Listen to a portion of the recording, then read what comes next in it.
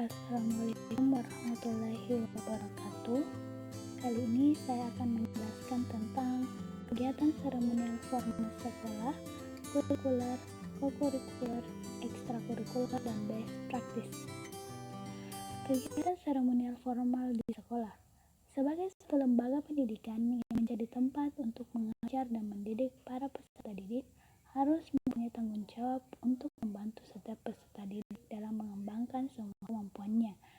Menurut ketentuan dalam Undang-Undang Sistem Pendidikan Nasional Nomor 20 Tahun 2003 yang terletak pada bab 6 pada pasal 13 ayat 1 menyebutkan bahwa jalur pendidikan di Indonesia terdiri dari pendidikan formal, pendidikan non-formal, dan pendidikan informal yang bertujuan untuk saling memperkaya dan melengkapi pengetahuan.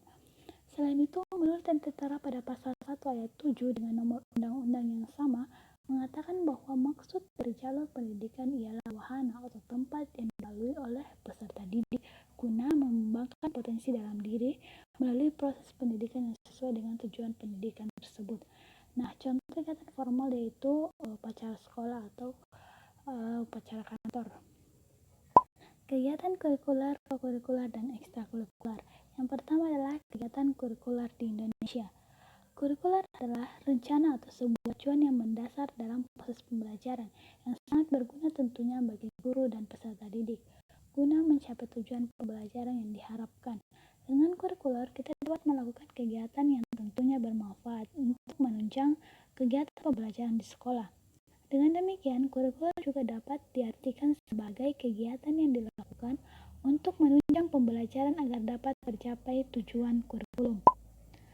Menurut Perdana 2005, kegiatan kurikuler merupakan kegiatan yang dilakukan di sekolah dengan jadwal waktu yang telah ditetapkan dalam struktur program dan dimaksud untuk mencapai tujuan minimal tiap mata pelajaran. Melalui kegiatan kurikuler, pengembangan potensi siswa dapat terwujud melalui proses belajar yang melibatkan siswa secara aktif atau active learning. Nah, contoh kegiatan kurikuler yang paling umum yaitu setiap sekolah umumnya pasti ada kegiatan mendidik siswa dengan berbagai mata pelajaran seperti matematika, PKN, agama, dan lain sebagainya yang dilaksanakan misalnya pukul 7 sampai 13 dengan ada waktu atau istirahat 2 kali. Salah satu pengembangan kegiatan kurikuler non formal dalam dunia pendidikan Indonesia yaitu pendidikan kesetaraan, paket ABC, dan homeschooling. Yang kedua adalah kegiatan kokurikuler atau co-curriculum activities. Nah, menurut Winona Harnisa, kegiatan kokurikuler adalah kegiatan di luar jam pelajaran biasa atau termasuk waktu libur yang dilakukan di sekolah ataupun di luar sekolah dengan tujuan menunjang pelaksanaan program kurikuler agar siswa dapat lebih menghayati bahan yang telah dipelajari serta melatih siswa untuk melaksanakan tugas secara bertanggung jawab. Kemudian dalam pelaksanaannya, kokurikuler harus memperhatikan asas-asas yang telah ditetapkan oleh Depdiknas, yaitu harus menunjang langsung pada kegiatan intrakurikuler dan kepentingan belajar siswa, pemantauan atau monitoring, dan penilaian. Bentuk pelaksanaan kegiatan kokurikuler antara lain dapat berupa pemberian tugas pekerjaan rumah secara kelompok maupun individu. Pemberian tugas secara kelompok ini bertujuan untuk mengembangkan sikap gotong royong, saling menghargai, kerjasama yang akhirnya dapat membentuk siswa menjadi masyarakat yang baik. Sedangkan pemberian tugas individu bertujuan untuk mengembangkan kognitif siswa, minat siswa, serta membuat siswa menjadi mandiri. Nah, contoh kegiatan kokurikuler secara umum yaitu masa orientasi siswa atau MOS, outbound, study tour, bakti sosial, dan lain-lain. Sedangkan dalam mata pelajaran fisika, kegiatan kokurikuler dapat berupa pemberian soal dengan kompleksitas tinggi di luar jam mata pelajaran, olimpiade fisika, karya ilmiah remaja dalam bidang fisika, elektronika, proyek membuat alat-alat peraga, dan study tour atau studi secara ke pusat pengembangan ilmu fisika. Kegiatan ekstrakurikuler atau ekstrakurikuler activities. Kegiatan ekstrakurikuler yang dimaksud sebagai kegiatan yang diarahkan untuk memperluas pengetahuan siswa, mengembangkan nilai-nilai atau sikap dan menerapkan secara lebih lanjut pengetahuan yang telah dipelajari siswa dalam mata pelajaran program inti dan pilihan. Walaupun sama-sama terutama dilaksanakan di luar jam pelajaran kelas. Bila dibandingkan dengan kegiatan kokurikuler, kegiatan ekstrakurikuler lebih menekankan pada kegiatan kelompok. Kegiatan ekstrakurikuler dilakukan dengan memperhatikan minat dan bakat siswa, serta kondisi lingkungan dan sosial budaya. Pelaksanaan kegiatan kokurikuler ini ditangani oleh guru atau petugas lain yang ditunjuk. Kegiatan ekstrakurikuler diisi dengan kegiatan olahraga seperti bola basket, bola voli, pencak silat, dan lainnya yang sesuai dengan minat dan bakat siswa. Begitu pula dengan bidang-bidang yang lain seperti bidang seni, biasa diisi dengan drama, lukis, atau tari. Kemudian keseluruhan bidang ini ditunjukkan sebagai wahana untuk memperluas wawasan serta membangun nilai dan sikap positif siswa. Adapun pengertian ekstrakurikuler menurut para ahli, yang pertama adalah menurut Usman 1993, ekstrakurikuler merupakan kegiatan yang dilakukan di luar jam pelajaran tatap muka, baik dilaksanakan di sekolah maupun di luar sekolah, dengan maksud untuk lebih memperkaya dan memperluas wawasan pengetahuan dan kemampuan yang telah dimiliki dari berbagai bidang studi. Menurut Turkiantoro 2005, menyebutkan bahwa ekstrakurikuler adalah kegiatan-kegiatan yang dimaksud untuk memperluas pengetahuan siswa, mengembangkan nilai-nilai atau sikap, dan menerapkan secara lebih lanjut pengetahuan yang telah dipelajari siswa, baik untuk mata pelajaran program inti maupun program pilihan. Nah, berdasarkan kedua pengertian tersebut, dapat ditarik kesimpulan bahwa kegiatan ekstrakurikuler adalah suatu kegiatan yang dilaksanakan di luar kegiatan intrakurikuler yang bertujuan untuk memperluas pengetahuan dan kemampuan yang dimiliki siswa. Dalam melaksanakan kegiatan ekstrakurikuler, ini ada hal yang harus diperhatikan supaya kegiatan ini dapat berlangsung. Yang pertama adalah dalam pelaksanaan kegiatannya hendaknya bisa bermanfaat bagi siswa, baik buat masa kini maupun masa yang akan datang. Dan yang kedua, dalam pelaksanaan kegiatannya hendaknya tidak membebani bagi siswa.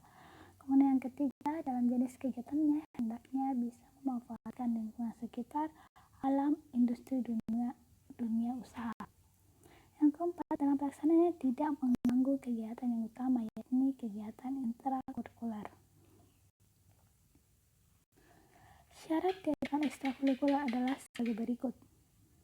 Yang pertama adalah guru atau pelatih, ada alat dan fasilitas, 3 lingkungan.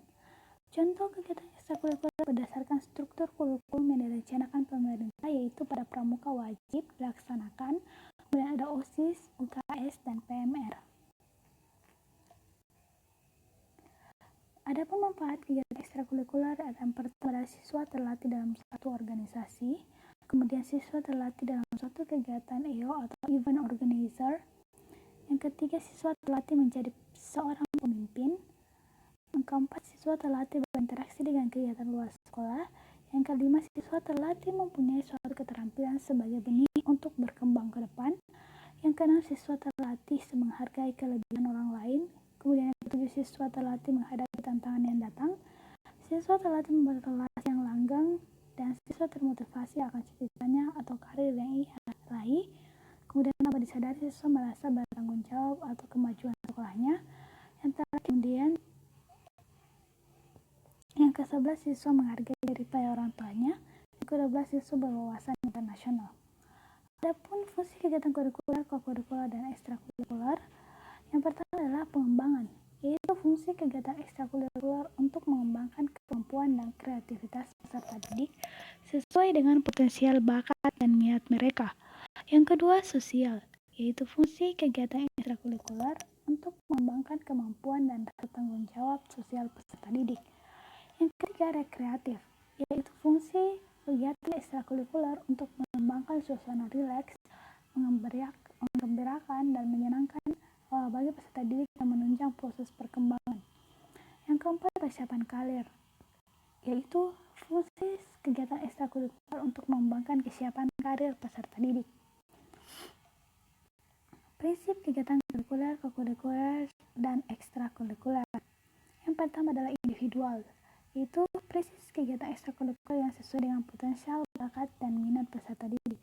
Kemudian pilihan, yaitu prinsip kegiatan ekstrakurikuler yang sesuai dengan keinginan dan diikuti secara sukarela oleh peserta didik. Yang ketiga, keterlibatan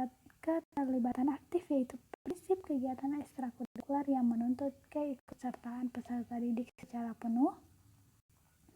Yang keempat, menyenangkan. Yang kelima, etos kerja. Yang keenam, kemanfaatan sosial.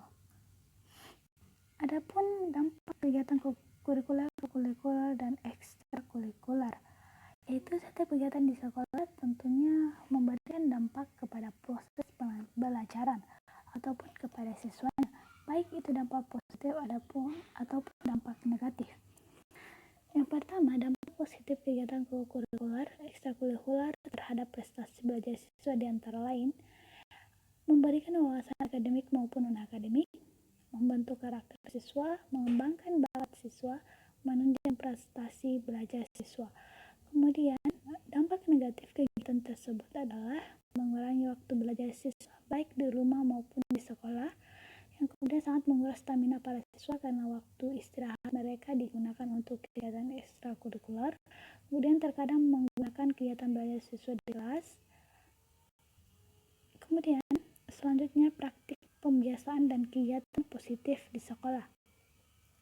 Berdasarkan Undang-Undang Nomor 20 Tahun 2023 tentang Sistem Pendidikan Nasional, bahwa pendidikan adalah usaha sadar dan terencana untuk mewujudkan suasana belajar dan proses pembelajaran agar peserta didik secara aktif mengembangkan potensi dirinya untuk memiliki kekuatan spiritual keagamaan, pengendalian diri, kepribadian, kecerdasan, akhlak mulia, serta keterampilan yang diperlukan dirinya, masyarakat, bangsa, dan negara. Kegiatan pembiasaan di sekolah dapat dilakukan dengan membiasakan perilaku positif tentunya, perilaku positif tertentu dalam kehidupan sehari-hari. Nah, pembiasaan merupakan proses pembentukan sikap dan perilaku yang relatif menetap dan bersifat otomatis melalui proses pembelajaran yang berulang-ulang, baik dilakukan secara bersama-sama ataupun sendiri-sendiri. Nah, hal tersebut juga akan menghasilkan suatu kompetensi. Pengembangan karakter melalui pembiasaan ini dapat dilakukan secara terjadwal ataupun tidak terjadwal, baik di dalam maupun di luar kelas. Dan kegiatan pembiasaan di sekolah ini terdiri atas kegiatan rutin, spontan, terprogram, dan keteladanan. Adapun kegiatan rutin yang pertama, kegiatan ini dilakukan secara reguler atau terus-menerus di sekolah. Tujuannya untuk membiasakan siswa melakukan sesuai dengan yang baik. Kegiatan pembiasaan tersebut termasuk kegiatan rutin. Yang pertama adalah berdoa sebelum mulai kegiatan, kemudian membaca Asmaul Husna, selanjutnya menghormati bendera merah putih, kemudian sholat duha bersama-sama, kemudian tadarus Al-Quran, sholat duhur berjamaah, berdoa di akhir pelajaran, infak siswa, dan kebersihan kelas. Adapun kegiatan spontan. Nah, kegiatan spontan ini kegiatan yang dilakukan tanpa dibatasi oleh waktu, tempat, dan ruang. Hal ini bertujuan memberikan pendidikan secara spontan, terutama dalam pembiasaan bersikap sopan santun dan bersikap terpuji lainnya. Contohnya, membiasakan mengucapkan salam dan bersalaman kepada guru, karyawan, dan sesama siswa, membiasakan bersikap sopan santun, membiasakan membuang sampah pada tempatnya, membiasakan antri, membiasakan menghargai pendapat orang lain, membiasakan minta izin masuk atau keluar kelas ataupun ruangan, kemudian membiasakan menolong atau membantu orang lain, membiasakan menyalurkan aspirasi melalui media yang ada di sekolah seperti majalah dinding ataupun kotak curhat BK, dan membiasakan konsultasi kepada guru pembimbing atau guru lain sesuai kebutuhan. Adapun kegiatan terprogram. Nah, kegiatan terprogram ini adalah kegiatan yang dilakukan secara bertahap disesuaikan dengan kalender pendidikan atau jadwal yang telah ditetapkan. Contohnya seperti kegiatan kelas meeting, kegiatan memperingati hari-hari besar nasional, kegiatan karya wisata, kegiatan lomba mata pelajaran seperti Olimpiade Matematika, Pesona Fisika, Lomba Mading, dan lain-lain, kegiatan pentas seni akhir tahun atau PESAT, kegiatan kemah akhir tahun pelajaran atau KATP. Yang keempat adalah kegiatan keteladanan. Nah, kegiatan ini adalah kegiatan yang dilakukan dalam bentuk perilaku sehari-hari yang dapat dijadikan contoh. Nah, seperti membiasakan berpakaian rapi, membiasakan datang tepat waktu, membiasakan berbahasa dengan baik, membiasakan rajin membaca. Yang terakhir adalah membiasakan bersikap ramah.